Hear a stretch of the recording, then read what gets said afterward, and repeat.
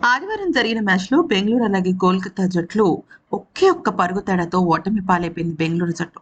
అయితే దీంతో play of అవకాశాన్ని దాదాపుగా మూసుకుపోయేలాగా చేసుకుంది. కానీ నిన్నటి మ్యాచ్‌లో టీమిండియా మాజీ కెప్టెన్ ఆర్‌సీబీ బ్యాటర్ అయిన విరాట్ కోహ్లీ ఒక అరుదైన ఘనత సాధించాడు.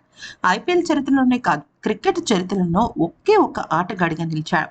ఒక జట్టు తరఫున 250 సిక్సర్లు బాదిన తొలి బ్యాటర్‌గా నిలిచాడు.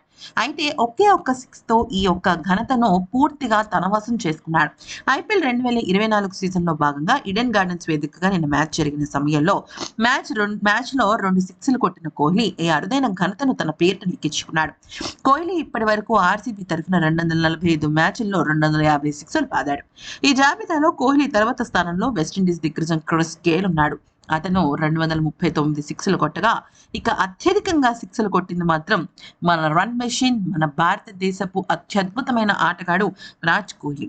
ఏకంగా 250 సిక్స్‌లు, 7,642 పరుగులు. ఇక క్రిస్ గేల్ తర్వాత స్థానంలో ఏబీ డివిలియర్స్, మూడో స్థానంలో రోహిత్ శర్మ నాలుగో స్థానంలో ఉన్నాడు.